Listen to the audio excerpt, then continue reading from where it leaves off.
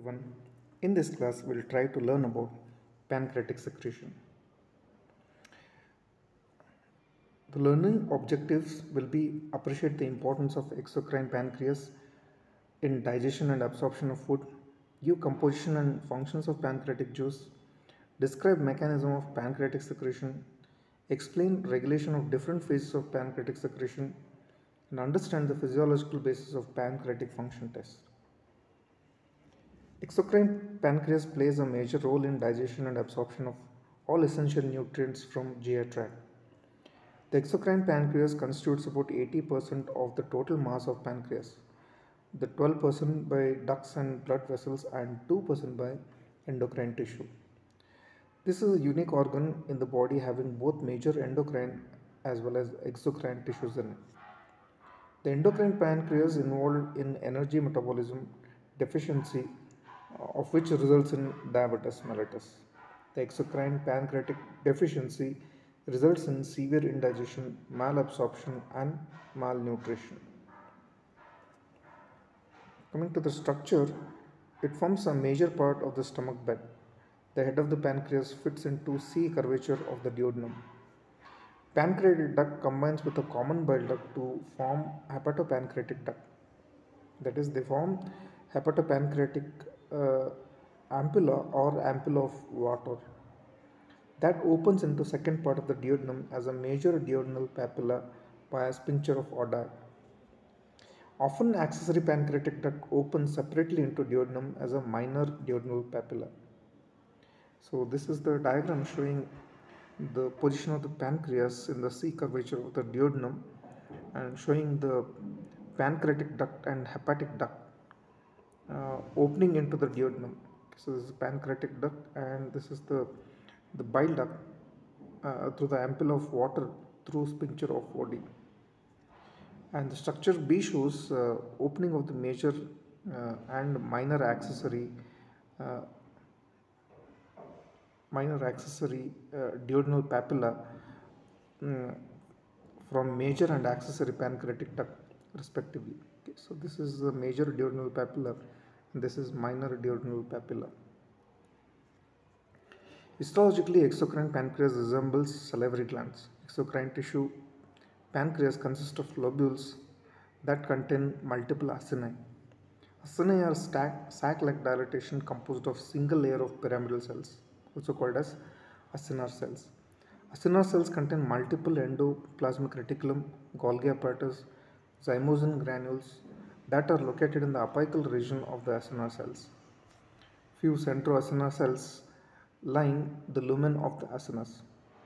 Acini open into intercalated duct which in turn empty into intralobular duct.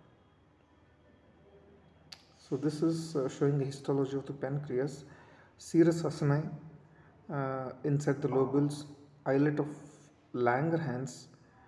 This is the islet of Langerhans and interlobular ducts and interlobular ducts. The interlobular and interlobular ducts. So this is a structure of pancreatic acinus and duct and showing the intercalated cells, and these are the zymosin granules with the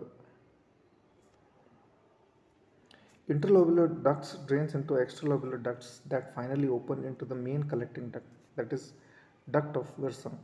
Sometimes an accessory pancreatic duct, the duct of Santorini, drains separately from the head of the pancreas into duodenum. Collecting ducts combine to form pancreatic duct that drains into the common bile and then form hepatopancreatic duct with an ampulla. So that is, as I told, it forms ampulla of water which opens to the second part of the duodenum through the sphincter of Oddi. The acini secretes zymosins of the pancreatic juice.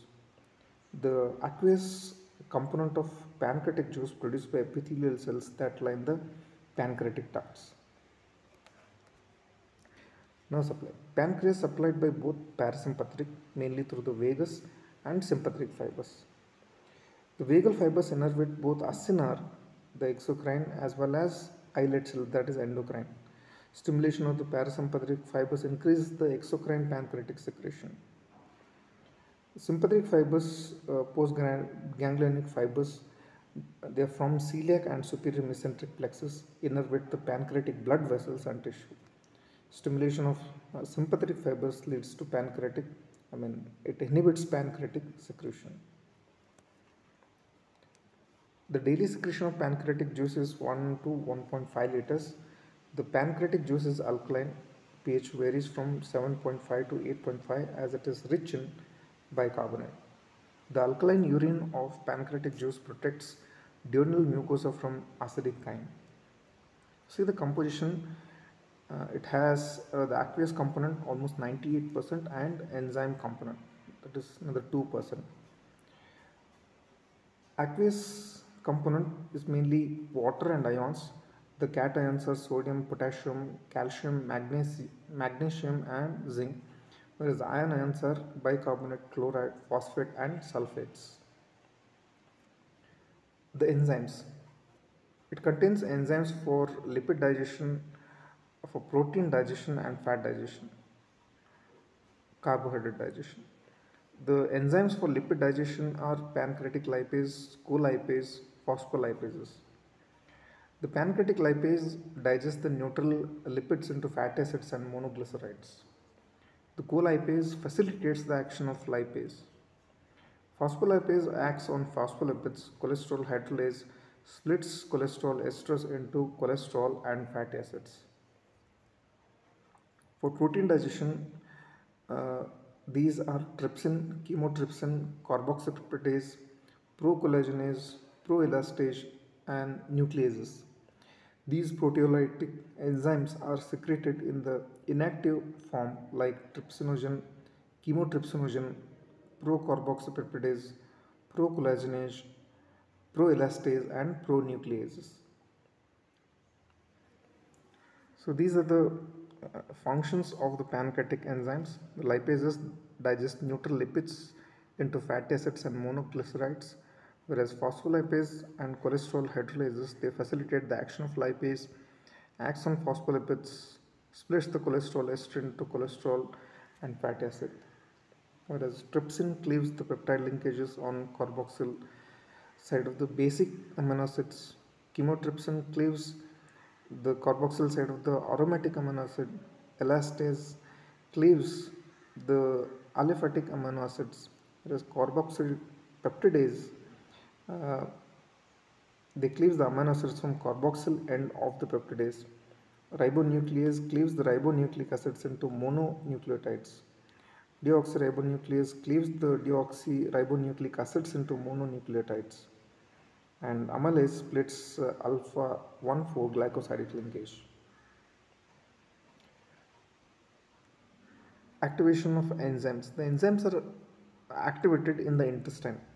The first step in the process of activation is the activation of trypsinogen into trypsin, so which is mediated by the intestinal enzyme which is called as entropeptidase or enterokinase. Once trypsin is formed, it converts other proenzymes into active forms. So trypsin is strongly proteolytic. Therefore, once it is activated in the pancreas, it digests the pancreatic tissue. However, normally it remains inactivated in the pancreas.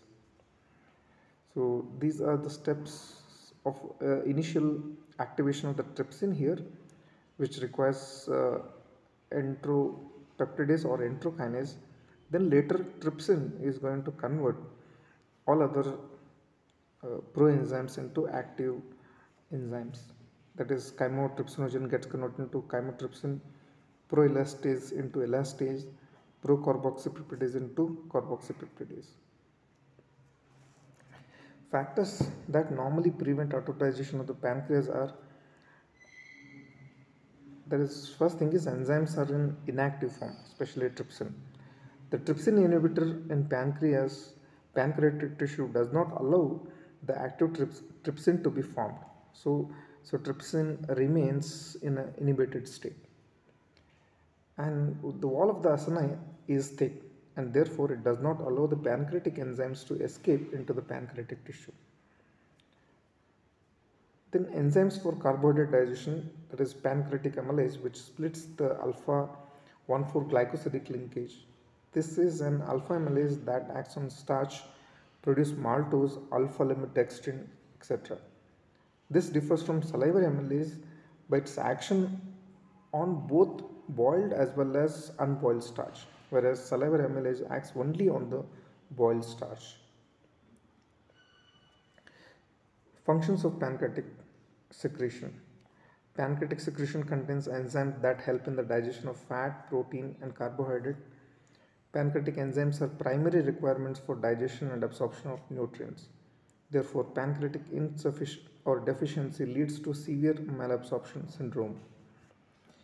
Pancreatic secretion contains bicarbonate and water that neutralize acidic chyme entering intestine from the stomach. So it also protects the duodenal mucosa from damage by acidic chyme. It also neutralizes the effect of bile acids. Thus, it prevents the causation of the duodenal ulcer. Mechanism of secretion. How the aqueous component is formed. The aqueous component of the pancreatic secretion is mainly produced by the columnar epithelial cells that line the pancreatic duct. The pancreatic juice is nearly isotonic with the plasma at any rate of formation and flow. The ionic composition include mainly the cations and anions. The cations are sodium and potassium, whereas anions are bicarbonate and chloride.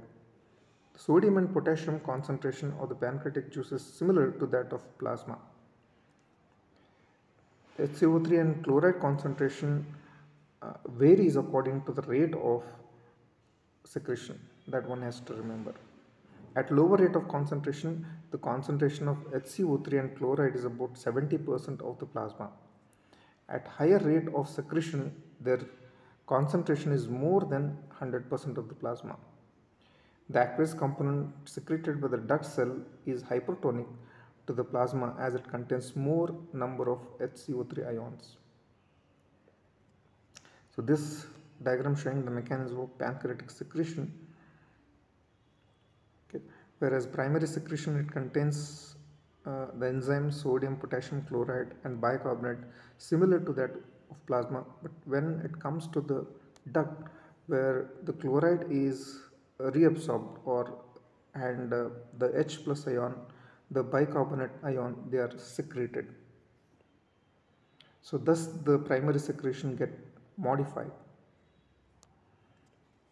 But when the secretion passes through the duct, the water moves into the lumen to make the pancreatic juice isotonic, during which the HCO3 is partly exchanged with chloride by bicarbonate chloride exchanger present on the luminal membrane. The bicarbonate in epithelial cells is derived from the carbonic acid, that is H2CO3, which is formed from carbon dioxide and water in presence of carbonic anhydrase. The cytosolic H plus exchanged by sodium hydrogen exchanger located on the basolateral membrane. Excess of sodium that enters the duct epithelial cells is pumped out of the cell by sodium potassium pump located on the basolateral surface, which actively pumps the potassium into the cell. In resting stage or in interdigestive phase, the secretion of the aqueous component occurs mainly from the intercalated and intralobular ducts. But in the stimulated state after eating, the secretion occurs additionally from the extralobular ducts, so which has a higher bicarbonate concentration. So this is the mechanism of the secretion of the bicarbonate and absorption of the chloride from the epithelial cells. Okay. So which is done by chloride and bicarbonate exchanger. So that is why it is it is able to add the bicarbonate and increases the osmolality. So whereas it will be able to reabsorb chloride ion. Okay. So which occurs mainly because of the combination of the carbon dioxide and water to bicarbonic acid, which splits into HCO3 and H plus ion. Okay, so here H plus 3 is going to be transported into the luminal side. So H plus ion is going to be exchanged with the sodium with the sodium hydrogen exchanger. Okay. And at the same time, the sodium potassium pump, it is going to create the sodium gradient for, osmotic gradient for the sodium. The role of CFTR, chloride transport across the SNR cell and duct epithelial cell occurs via voltage gated sodium channels. So the gene that encodes for chloride channel is influenced by cystic fibrosis transmembrane conductance regulator. So CFTR is localized in the apical membrane of the epithelial cell, the pancreatic ducts. Alteration in the CFTR results in the decreased number of chloride channels. Therefore, chloride transport into the duct lumen is impaired. The defect in the chloride channel causes thick exocrine secretion of the duct. Okay, so here because of CFTR deficiency, the chloride ion transport is affected, and because of the accumulation of the chloride ions inside, so it will lead to the increased formation of the mucus in the pancreatic duct. So similar thing is going to happen in the respiratory tubes. Secretion of enzyme components. Pancreatic enzymes are synthesized in acinar cells and are stored in the zymogen granules. The granules are located towards the apical region of the cells. In response to appropriate stimulation, the granules are released by exocytosis into the lumen of acinus. So these are some of the factors which are going to influence the pancreatic secretion. There are the hormonal factors. The important hormone is the cholecystokinin. The cholecystokinin has two receptors, CCK-A and CCK-B receptors, where the gastrin acts through CCK-B receptors. The other hormones are the secretin, gastrin, the gastrin-related peptide, GIP, and VIP.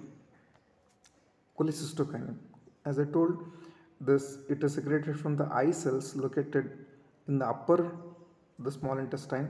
So it has two receptors, CCK-A and CCK-B. So they are mainly located in the peripheral structures, whereas B, they are present in the central structures. CCK acting on both the receptors activate the membrane phospholipase C and stimulates the production of intracellular IP3 and DAG. IP3 and DAG increase cytosolic calcium concentration. CCK increases the pancreatic secretion rich in enzymes. Secretin is secreted from S cells of the upper small intestine in response to acidic chyme. So it acts on adenyl cyclase on the cell membrane and increases the cytosolic formation of the cyclic AMP as a second messenger. It increases the pancreatic secretion rich in bicarbonate and water. Some of the neural factors which are going to affect are the parasympathetic stimulation. It is going to increase the secretion, whereas sympathetic stimulation, it is going to inhibit the production. Okay. So this is the different hormones and the receptors which are acting on the pancreatic cells, whereas GRP, acetylcholine, and gastrin and cholecystokinin, so they, through the secondary messenger system, they are going to increase mainly the increased levels of calcium, whereas VIP secretin, they are going to increase the cyclic AMP levels and increases the enzyme synthesis and its secretion. The regulation of the secretion. So the phases of pancreatic secretion, again it can be cephalic phase, gastric phase, and intestinal phase. So in cephalic phase, which is induced by the smell, sight, thought, or taste of the food, or by chewing and swallowing of the food. The cephalic phase is mediated by vagus nerve. The efferent impulses originating from the brain directly stimulate the pancreatic secretion. The fibers mediating this response are cholinergic vagal fibers. Also, gastrin released from the stomach in response to vagal stimulation increases the pancreatic secretion. The pancreatic secretion in cephalic phase rich in enzymes. The cephalic phase contributes around 15 to 30% of the pancreatic secretion. Gastric phase is when food enters in the stomach, the gastric phase is initiated. The distension of the stomach elicits the vasovagal reflex that stimulates pancreatic secretion. The presence of amino acids and peptides in the gastric content stimulate gastrin release from the stomach that in turn stimulates the pancreatic secretion. The gastric phase has a greater effect on enzyme secretion. About 40% of the pancreatic secretion occurs in this phase, that is in gastric phase. Intestinal phase. So when chyme enters in the duodenum, the intestinal phase starts. Acid chyme increases the release of secretin from S cells present in the mucosa of the upper part of the small intestine. Secretin stimulates pancreatic juice rich in aqueous, that is water and bicarbonate component. The presence of products of protein digestion like amino acids, peptides, and the products of fat digestion like fatty acids and monoglycerides in chyme evoke pancreatic secretion rich in enzymes, which is mediated by CCK secreted from eye cells of the intestinal mucosa. The CCK potentiates the effect of secretin on ducts, and secretin potentiates the effect of CCK on acinar cells. The vasovagal reflex also mediates pancreatic secretion during gastric and intestinal phases. The intestinal phase contributes around 40 to 60% of the pancreatic secretion. So these are the three phases of the pancreatic secretion: cephalic phase, gastric phase, and intestinal phase. In cephalic phase, the stimuli are sight, smell, thought, taste of the food. The mechanism is vagal stimulation. The effect is mainly it increases the secretion containing more of enzymes. Whereas in gastric phase, the gastric distension and products of protein digestion in the stomach initiates the vasovagal reflex and also the gastrin, which is going to stimulate the pancreatic secretion. So which is rich in enzymes, and also it increases the, so gastrin also increases the secretion containing more of enzymes. In intestinal phase, the acid chyme in the duodenum, fatty acids and amino acids, which help in the production of secretin and CCK, and through the vagal reflex, they will be able to increase the secretion containing more of bicarbonate and water, and increase the secretion containing more that of enzymes. So this is the diagram showing the different phases of pancreatic secretion: the cephalic phase, the gastric phase, and the intestinal phase. Okay, so in the cephalic phase, as I told you, the sight, smell increases the vagal stimulation, that increases the pancreatic secretion. Whereas gastric phase, there will be gastric distension, which leads to vasovagal reflex, and the peptides and amino acids increase the G cell, that increase the pancreatic secretion. Whereas in intestinal phase, the S cells, the acidic chyme in the duodenum increases the production of H cell secretin from the S cells, so which increases the pancreatic secretion, which is bicarbonate rich and more of water. So that helps in the neutralization of the acid of the stomach. Whereas fatty acids and peptides in the duodenal content, they increase the CCK secretion through the eye cells, so that in turn increases the pancreatic secretion. Whereas the decreased fatty acids and amino acids, they are going to inhibit the production of CCK from the eye cells. Some of the applied aspects related to the pancreas. Acute pancreatitis. It is characterized by severe pain in the epigastric or periumbilical region that radiates to back. The physiological alteration in the disease is the activation of trypsin inside the pancreatic tissue that causes autodigestion of the gland. Trypsin also activates phospholipase A2, so which forms the lysolecithin from fatty acids and lecithin. Lysolecithin damages the pancreatic tissue and produces necrosis surrounding the fat. It produces the necrosis of surrounding fat. In severe case, hemorrhage occurs into the abdominal cavity. So that is also called as hemorrhagic pancreatitis. The common cause for acute pancreatitis is gallstone causing obstruction of the sphincter of Oddi, chronic alcoholism, hypertriglyceridemia, blunt abdominal trauma, and drugs like azathioprine, sulfonamides, tetracycline, and valproic acid. The diagnosis is based on the typical presentation of the abdominal pain associated with increased plasma levels of serum amylase. Treatment is most of the time conservative, IV fluids, nil orally, analgesics, antibiotics, and nasogastric suction. In severe cases, especially in hemorrhagic form, the abdomen is open and the blood is collected from the abdominal cavity of the patient and filtered, and the abdomen is thoroughly washed. Bleeding points are closed and the filtered blood is retransfused. Chronic pancreatitis may be due to the improper recovery from the acute pancreatitis or persistence of low-grade acute pancreatitis. Patient develops steatorrhea due to the pancreatic lipase deficiency and malnutrition due to the indigestion and malabsorption of various nutrients. The patient may develop diabetes mellitus due to the associated endocrine deficiency.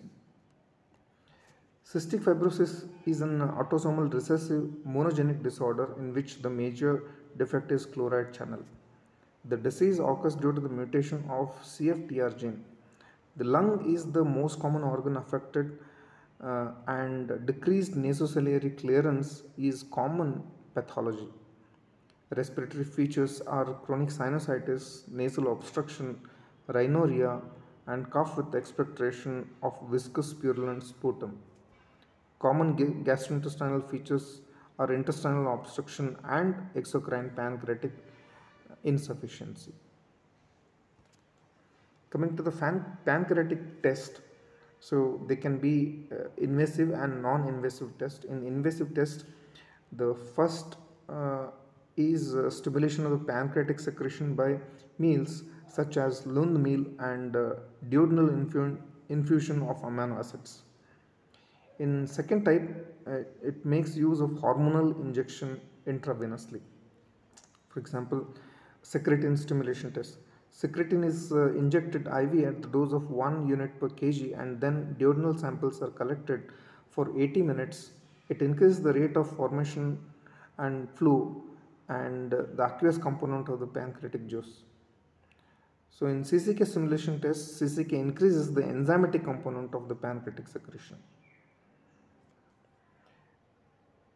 So meal stimulation test, which is called as Lund meal, it consists of milk, protein, corn oil and dextrose. Following ingestion of the meal, the duodenal content is aspirated for analysis. Some of the non-invasive tests, the first type includes estimation of the stool and food particles that are not absorbed, that is fecal estimation of the fat and fecal enzymes like trypsin, chymotrypsin and elastase. The second type includes estimation of the blood, urine and breath for products of digested food due to the action of pancreatic enzymes that are absorbed into the systemic circulation.